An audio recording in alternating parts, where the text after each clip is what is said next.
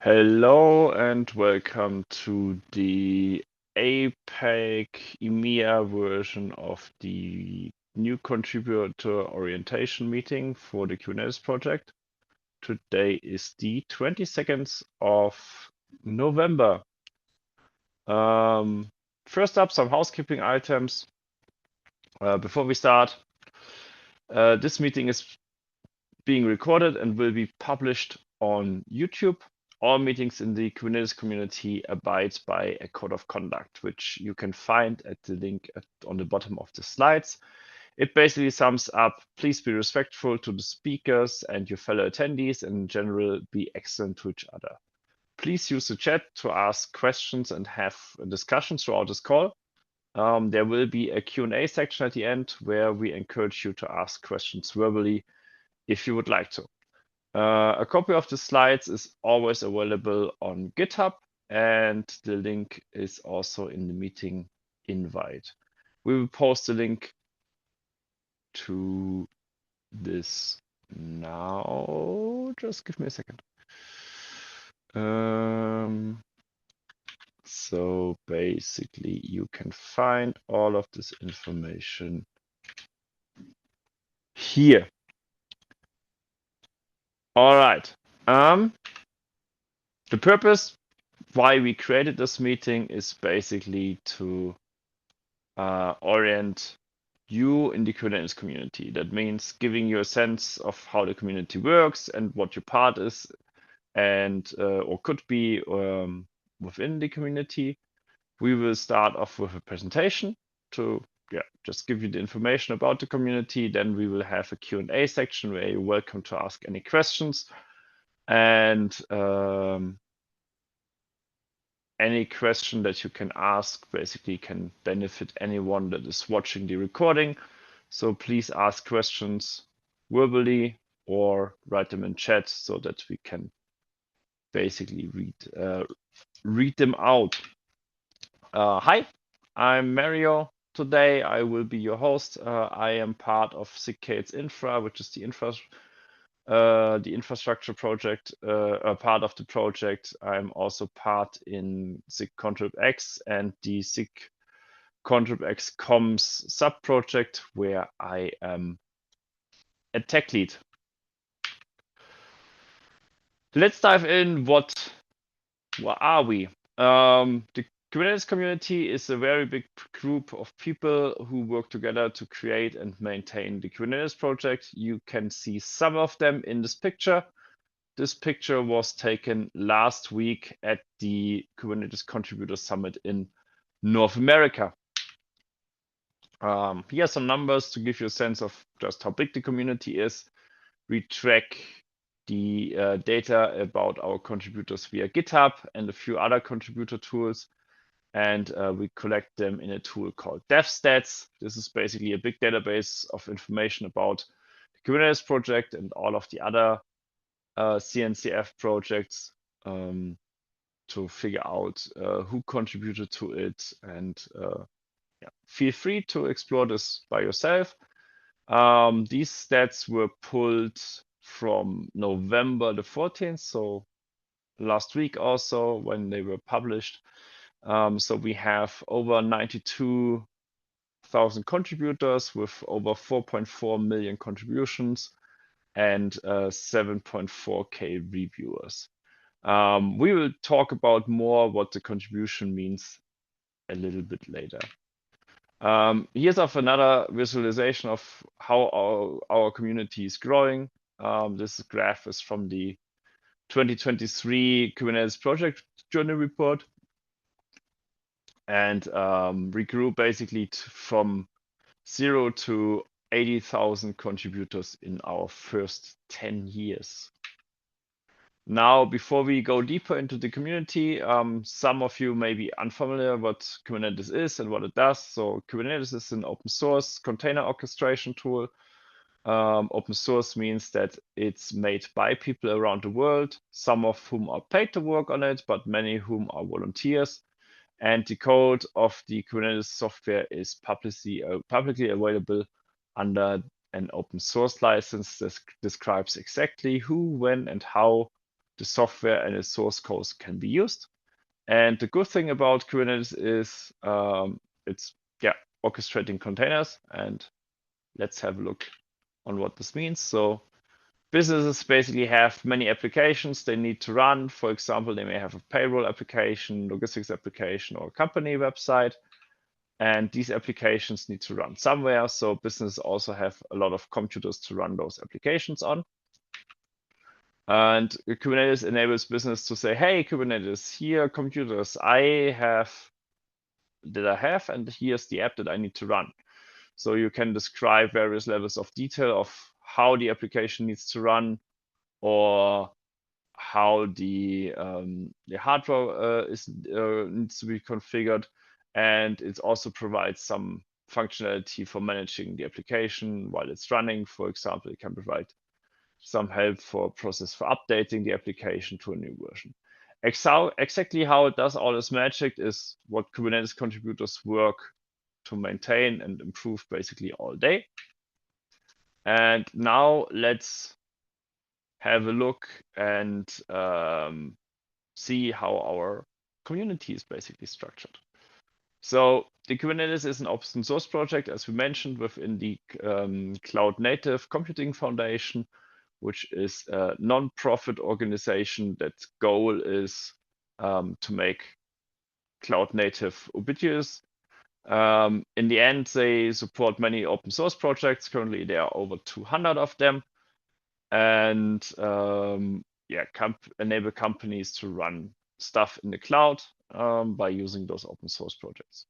The CNCF provides us with guidance and support, including legal support, code of conduct, helps with logos and copyright, and so on and so forth. However, the important part for the Kubernetes project is basically the pyramid below. At the top, as we saw, we have the CNCF that is presiding over the topic, and on the very top is the steering committee. The steering committee is basically a body of 7 members who are elected by the Kubernetes org members. We will go into shortly what this means. And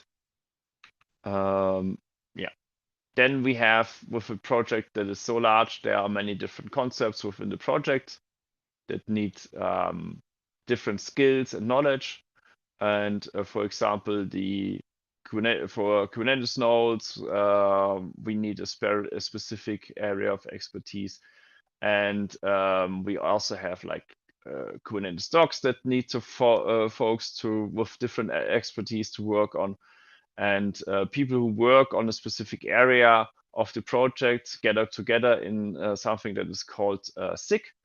A SIG is a special interest group.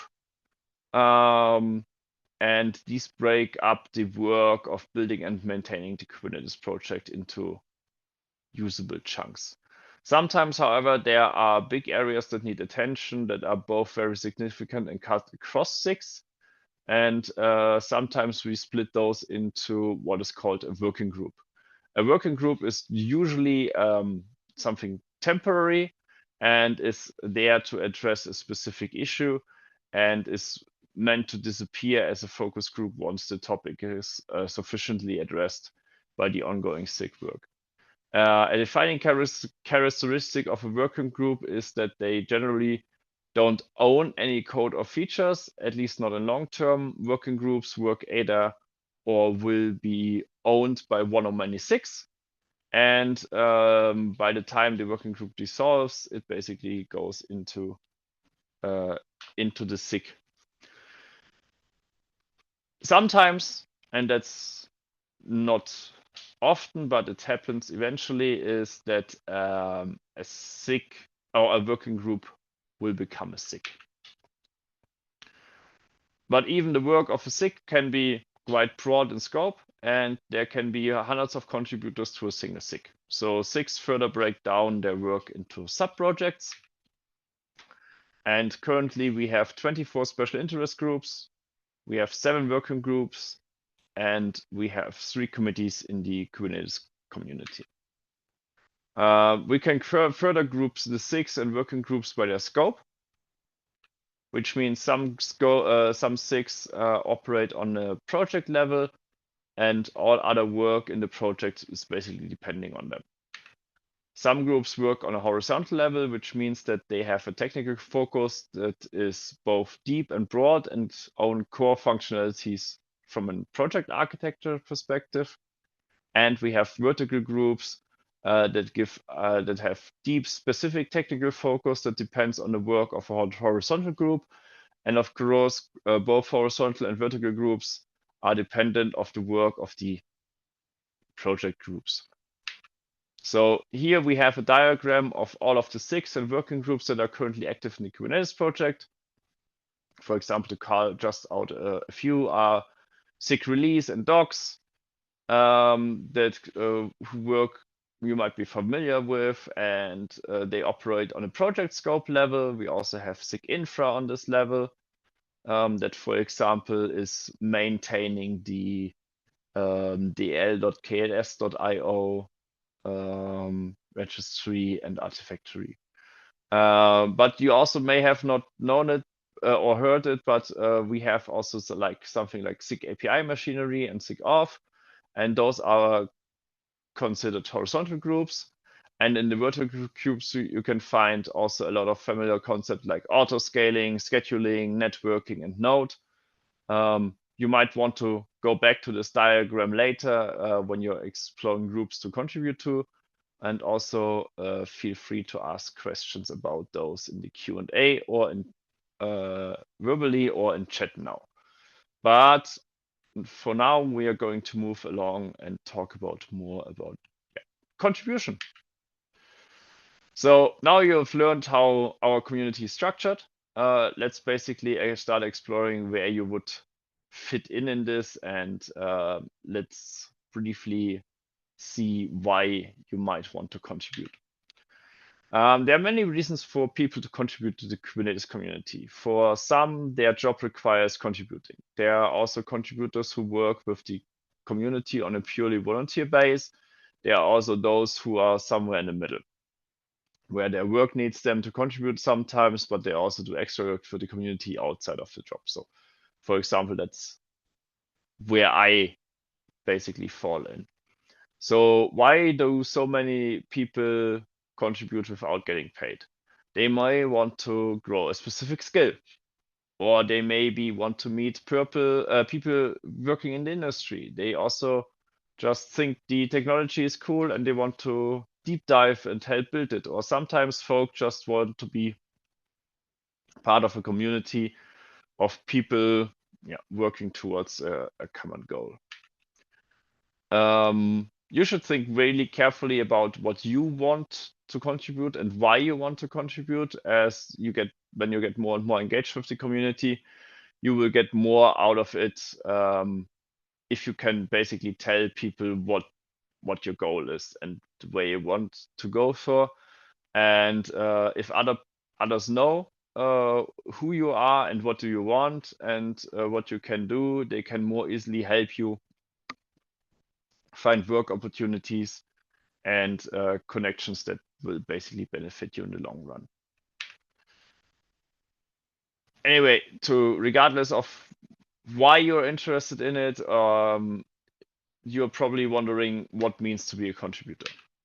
The answer of the question, what it means to be a contributor, let's first explore what might be counted as a contribution. The truth is that any work you do to support the Kubernetes project is welcome and valued contribution to the community. That sounds broad and vague, but it's important. There's a lot of work contributors do behind the scenes to make this project run. And it's certainly not all writing code or making pull requests on GitHub. Excuse me. That said, it can certainly help to have some examples of what you might have thought or what was not obvious to be a contribution. For example, did you start off by posting a hello message in Kubernetes new contributor Slack channel in the Kubernetes Slack? That's a contribution. Have you commented on an issue or proposal for a new feature to share your thoughts and opinions on it? That's also a contribution. Even watching or attending a meeting is a contribution. So basically, be proud of yourself for contributing to the Kubernetes project today. As a community, we try our best to acknowledge and appreciate contributions in the community in many forms. But if so many vague and varied things can count it as a contribution, then what does it mean to be a contributor? We have various levels of being a contributor. You might remember our slide earlier when we mentioned contributors and reviewers. This slide will basically tell you a little bit more about this. So starting at the bottom, anyone can be a contributor. So if you do any of the things mentioned on the previous slide and more, you're already a contributor. If you contribute to the community in any way, then you might as well be a non-member contributor. This means that you pop into the community, contribute like in a small disconnected way. But if you want to get really involved with the community, you might want to basically go for an org membership. As an org member, it refers to members of the Kubernetes organization on GitHub. Being an org member gives you higher privileges to interact with the tools contributors use to do their work on, like Prowboard and GitHub, which helps us apply labels and configure issues in GitHub. Having org membership is also a sign that you're an active, engaged contributor who tends to contribute in a more structured way. You're not just picking up a single issue or asking a one-off question. You're probably developing expertise in a certain area of the project, and you might be contributing to one or more sub-projects of the 6 in a consistent, measurable way. It, for example, also gives you access to join the Maintainer Summit on a KubeCon. So you will be ready to become a Kubernetes org member when the contributors you work with are familiar with your work and will vouch for you as a sponsor and sponsor your request for membership. So you basically need 2 members to sponsor you into the Kubernetes org. Beyond becoming an org member, there are increased levels of trust, ownership, and responsibility that you could choose to pursue once you have been engaged in an area for a while. You might have enough knowledge to help review contributions or pull requests from other contributors. I'm sorry. It's too early. Eventually, you might be trusted enough to have the final say whenever it comes to code is merged or a contribution is accepted and displayed on something like the Kubernetes IO website. Then you would basically be an approver. If you become a strong expert in a specific area who is highly trusted and regarded for your expertise, you might want to take on new responsibilities. You might want to become the person others come to with questions and might lead triage sessions or other work of the area. At this point, you basically might become a sub-project owner. If you're an expert who starts leading things in that area, you might also want to take more responsibility on various resources within this area and how they do relate to other parts of the project. For example, you might take on the responsibility of the README file, defining a whole sub-project, which is where people would go learn about it, and you might become the contact person who triages requests from other parts of the project. At that point, you might become a sub-project lead. If you're already leading a whole sub-project, that's your considerable chunk of work within a SIG. You're probably interacting, collaborating with leads of other sub-projects, and you're probably developing a pretty strong sense of a mission objective and the ongoing work of the SIG as a whole project. At this point, you might become a chair or tech lead of an entire special interest group. If you remember our community structure diagram from earlier, you might wonder if becoming a member of the steering committee would be the next step.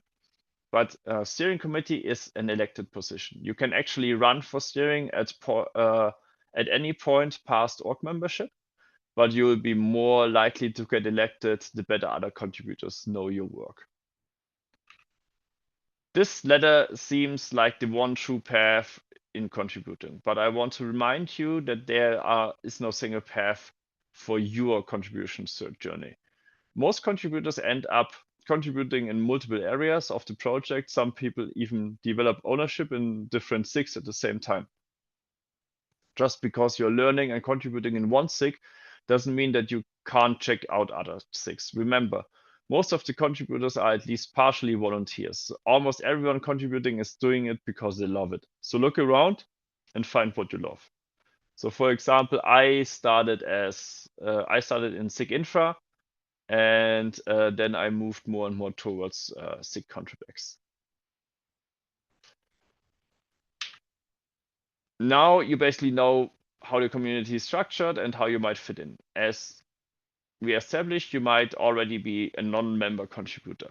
But if you want to do more, let's explore where we can basically start. The fastest way, make yourself useful, will be find a SIG that suits your interest and just starting getting involved there. That might not mean officially picking up an issue and writing code. Often getting involved means attending meetings, reading notes on existing issues, and just in generally start getting a feel what those groups are doing. So basically, an easy way to go forward is join our Slack and also join our mailing list. In the mailing list, most of the important information is shared. Now let's explore how you can learn about SIGs and where you can find the information of the groups that you want to do work in. So where can you start learning? First, the best thing to start is go to github.com and go into the Kubernetes/community repo. And in this repo, we basically have a folder for any of the SIGs and working groups where you can basically have a look into. And when you go into a SIG folder in the community repo, it will basically show you the README. At the top of this file, you'll find a brief summary of what is the focus area of the SIG, and they will likely link to a more detailed team charter, and this will give you a more broad and high-level idea what the SIG is basically doing. Below the summary of the summary of the group, you'll find information about what the group, when the group meets. Attending meetings is often a good way to learn more about the group and what they are working on and how they are working on and how they organize their work. And attending meetings is a great way to start to getting known to the group of people you're interested in working with, and for them also to get known to you. You'll also find information about the SIG's leadership. Most of the SIGs have both a concept of chairs and tech leads. These leaders are at the same level of trust and responsibility, but likely own different types of tasks supporting the SIG. So chairs tend to do more project management type of work in the SIG, while tech leads tend to do more architectural leadership, like managing repos, certain kinds of technical decision and processes. Each SIG defines what these roles means to them by themselves, and each lead will be a little bit different. You'll also find contact information for the SIG. Most SIGs in Kubernetes do a lot of asynchronous communication in their channel within the Kubernetes Slack, which you can join by visiting slack.kdes.io. Each SIG also has a mailing list. Important announcements for all contributors to a SIG will go out to the mailing list. The mailing list will also invite SIG meetings via Google Calendar. You will also find information about where to find issues and PRs related to that SIG, and other informations like GitHub teams that are part of this SIG. Also, every contributor should join the Kubernetes Dev Google group, which is also known as KDev. This is the mailing list that is the primary communication channel for important contributor information. Checking out each SIG folder will show you a lot of information about specific SIGs, but What if you want to find information about all of the SIG meetings? The community maintains a website, which is k8s.dev. And within k8s.dev, we have a page with this information and with the information about all of the public community meetings. So if you go to k8s.dev/calendar, you will see a list of all of the meetings, and clicking on one will basically bring up a new window where you can add the meeting to your calendar. And this is also a great way to figure out when the groups meet. A lot of SIGs started to have also APAC and EMEA friendly meeting times. So basically that's they have a meeting for America friendly times and one for the other. But this depends on the SIG. Now you know how the community is structured and where you could fit in and how to start learning more. You might also want to know if there's any active open work you can pick up and become part of it. We reach out to SIG leads each month to ask them to share any current opportunities they would like you prospective contributors to know about. And we can basically go and now have a look at evergreen opportunities. Evergreen opportunities are things that are available on a regular base. So for thing that always is being sought after is, for example, note taker for meetings. This is basically you don't need to have any required experience, and you just basically take notes of meetings that are happening. In ContribX, we have something that is especially in the comms subproject, where we write spotlight blocks. And spotlight blocks is basically something where we take a SIG or a specific working group and write an article that focuses on the work of the of this group or of this working group or special interest group, and this is going to be published on usually on Kubernetes.io. So then your name would also appear on the Kubernetes.io website. What we also always need is stuff for the Kubernetes Contributor Summit. This is currently going to change a little bit because we are moving towards a Maintainer Summit. The only downside there is that you need to be already an org member to pick up tasks there. In SIG docs, they are always looking for folks that are reviewing PRs, and different to the general process that in SIG docs, you basically anyone can review PRs. And they also have a SIG contributor meet and greet for documentation, which is the first Tuesday of the month at 10:30 UTC. And you can find more info about this in Kubernetes/community/SIG-docs. So evergreen opportunities are great because they represent work that is always needed to be doing, and which is likely well defined. But a lot of work is a one-off style. An issue that needs fixing or work on a feature, many of those tasks require a certain skill to complete. You might see an open request that requires a skill you want to develop and think you should pick up the task to learn. Be wary of this.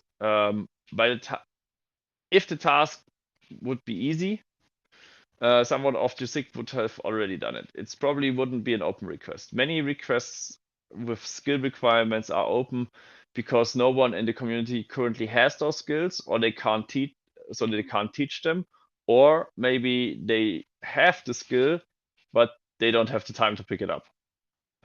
So if you're coming to the Kubernetes community with existing skills like certain programming languages or specific skills like Linux networking or expertise in a certain cloud provider, these tasks would be a great opportunity for you to contribute to the community. And basically, we have current calls for help. So what, for example, current Contrib X is looking for is we're looking for folks that help us maintain KDS.dev. There we require people that know Hugo and Doxy. We also have the mentoring program management. It's basically there to help keep track and organize the mentoring program, for example, together with LFX or Google Summer of Code and so on. Basically, what you need is you need to have some familiarity with the Kubernetes community, have some project management skills and some communication skills. We are also looking for people that help extend our voting software that we use for elections. There we need basically people that are can work with Python or Flask. For SIG-Docs, we also need people that review blog posts and that are basically the main thing is that you need to be familiar with the English language. For SIG testing, we need people that are familiar with PROW and can basically help us enable the adoption of new conformance tests for our end users to build this up. For SIG Arch, we basically need more and more folks to that have a bigger understanding of the whole project and are willing to learn how our caps work and how the architecture of Kubernetes itself work and to contribute there. For SIG networking, we are looking for people that help with the Ingress Engine X Gateway API implementation. This is something new. It is going to be built from scratch. And we also need API reviewers. So this basically requires you to have some familiarity with the whole API structure of SIG network. For SIG release, we need some help with the release automation process, which is basically to some coding and scripting is required, so Golang, and getting known to our release process over time. For SIG security, we look for people that are familiar with CVEs and security concepts to help and address CVEs better that come up. Any questions to this point? Hi, Mario. Hi. I hope you're doing well. Yeah, I'm good. Yeah, Mario, I had one question. Sorry for the background interruption noise. Uh, like, if I want to contribute to SIG release, so what will be the roadmap? Like, I know Golang. I have learned Golang. Basically, I'm not a computer science student. Actually, I'm electrical and electronics. I'm from electrical and electronics background, so I don't know much about computer science. So I want to learn like skills related to this. So I have recently learned Golang. So how can I contribute to SIG release and like what is the level of like the thing I need in Golang so that I can contribute? And is it important to learn Kubernetes and Docker and all other orchestrations things? That I was my mean, question. this depends a little bit, right? So, for example, SIG release, there are two parts to SIG release. So we have SIG release that is the general release parts of Kubernetes, like the tooling and stuff like this, and then we have a release project that runs for the span of any next release, and they will always create a team where you can basically apply for being a shadow and getting known to the specific process that for a single release. In SIG release, you also don't necessarily need to have all of the programming skills, because they also do like communications, triaging of issues, and the best way to contribute is basically what I mentioned before: is get known to SIG release folks. So join the SIG release meetings. SIG release has, I think, a weekly meeting on Tuesday, where you can basically dive into what is needed, and then they can also explain to you what tooling you need. I mean, understanding Docker and understanding Kubernetes is a benefit, but not so much a requirement, because also a lot of stuff is just like our own tooling that we build and so on and so forth.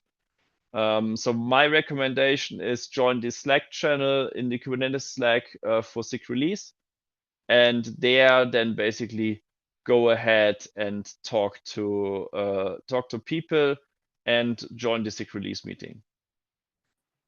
Oh, hi, Mario. Thank you. This is Thank you, Mario. And another, like, can I get the link? Like, how can I join Secretly's Slack channel? Yeah, so basically it is the give me a second.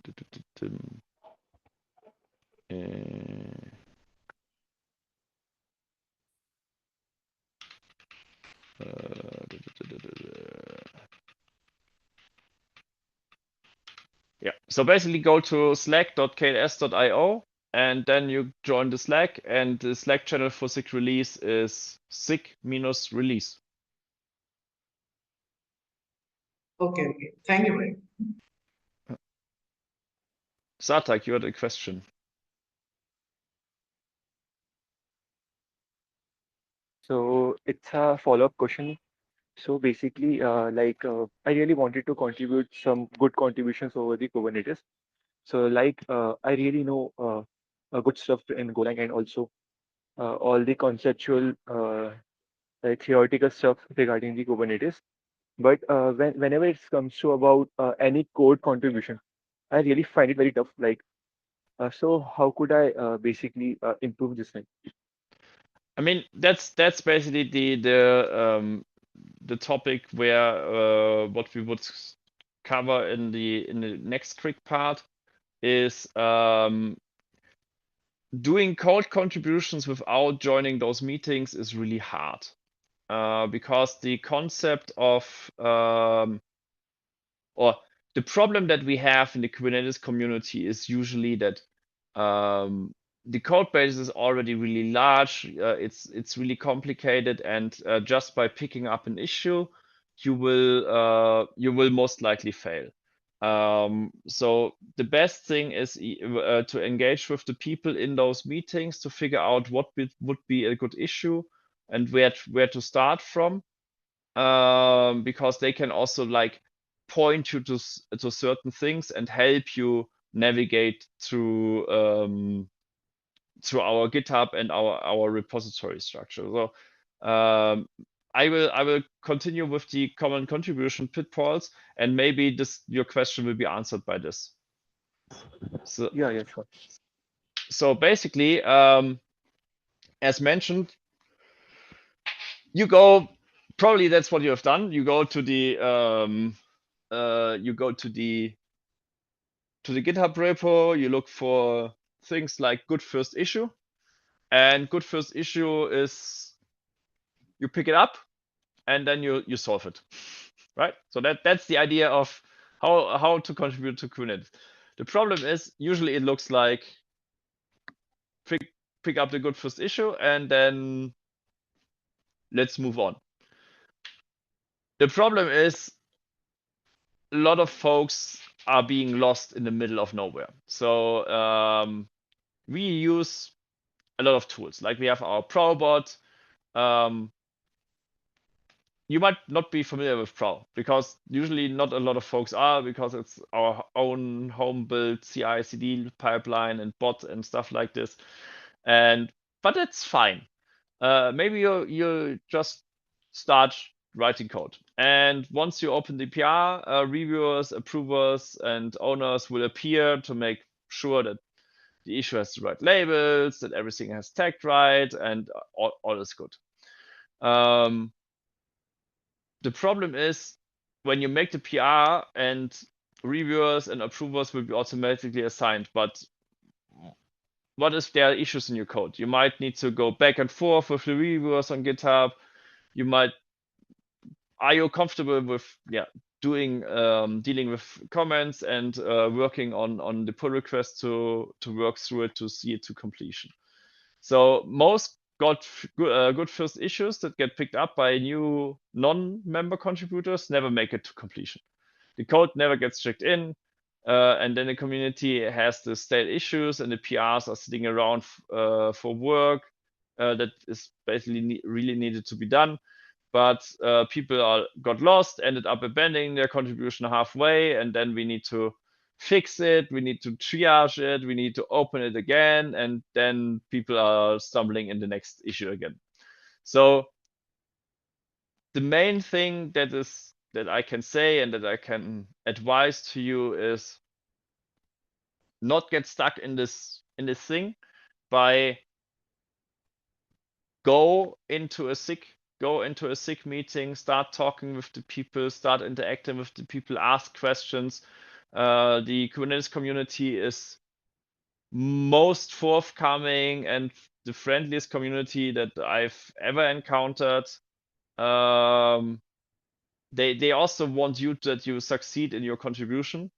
And if you know those people because you joined the meetings and stuff like this, they basically will also help you to get through those first issues and help you to move along. So that's something that is really, really important, is that don't do it by yourself. Always ask for help, always ping people if you get stuck. Join the SIG meetings, talk to people, figure out what is currently being worked on, so that people can basically help you going through this contribution. We covered a lot of information, and this is just the start of it. Because when you join a SIG meeting, every SIG does meetings a little bit different. And they have all of their own processes, and you can basically imagine that those meetings are like, collaboration meetings or work in progress meetings, and people will just chat in there. And they also, you might also be overwhelmed by the first meeting that you join. So, but that's okay, right? That's completely okay. Nobody expects anyone to come in there and be productive after the first moment. That's also not like how companies work.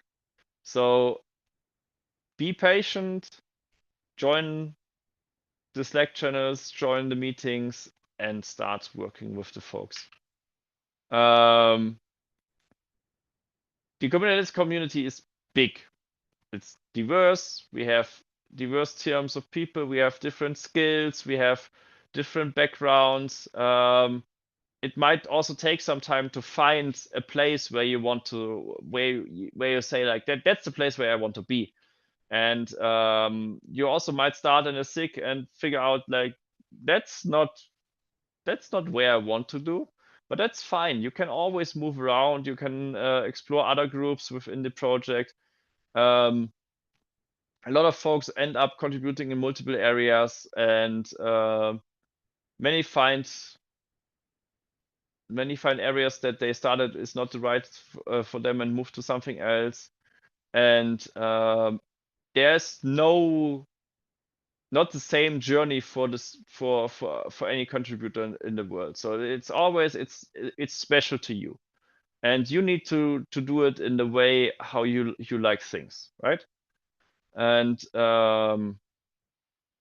we are glad that you're here, and we are glad that you are interested in joining those community things. And yeah, we are looking forward to anyone that wants to support us. So So, here's an overview again for all of the resources, and we are open to questions again. yeah, so Mario, first of all, like I tried this thing. For like example, I joined CubeBuilder. First of all, many of these six, are not really active, and also like the issues that they have are not really solvable. Like they have like very less issues. For like example, 10 to 15 that are very tough to solve. So similarly, I find a SIG that is named KubeBuilder that is very good to join.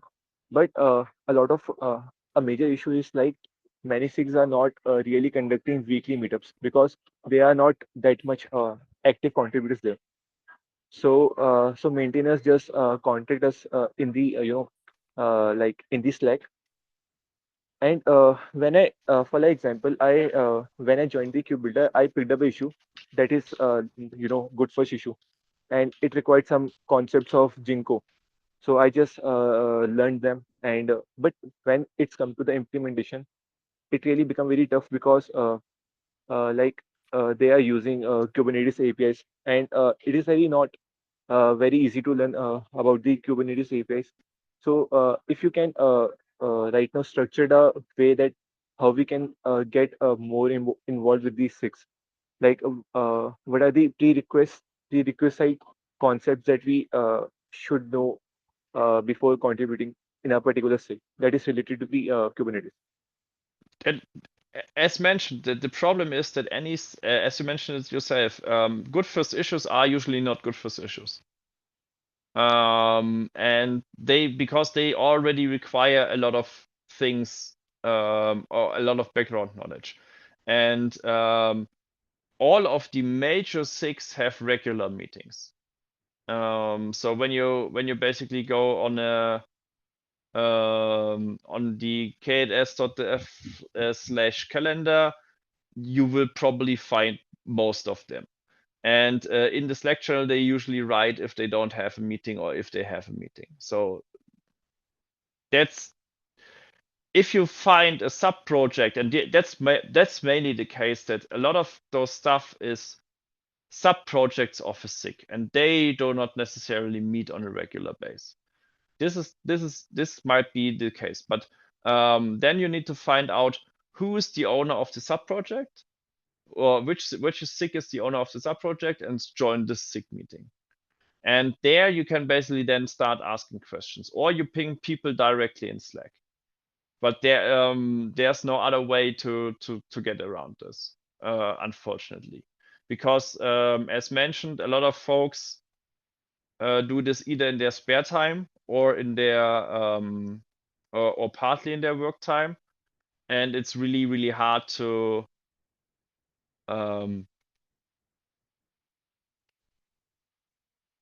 have those folks also mentor people, right? So the only advice I can give you is try to figure out who's the owner, and this is usually written down somewhere in the owner's file. It's written down in the README file. Try to figure out what is the overlying SIG, and all of the big SIGs have at least bi-weekly meetings. So for ContribX we have a bi-weekly meeting. For Cicades Infra we have a bi-weekly meeting, and figure out who is the owner of the sub project. So which SIG owns the sub project, because all sub project needs to be owned by a SIG, and then start asking questions there. Yeah, okay. Thanks a lot, Mario, for addressing the questions. All right. Do we have any other questions?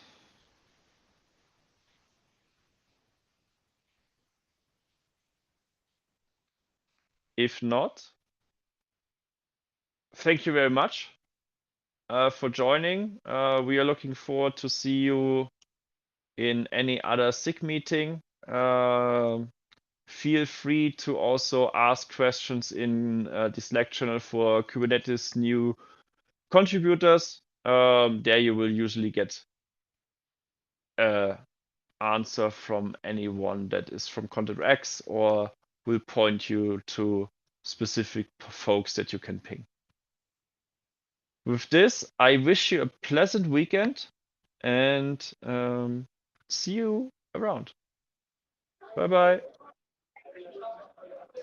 Bye bye.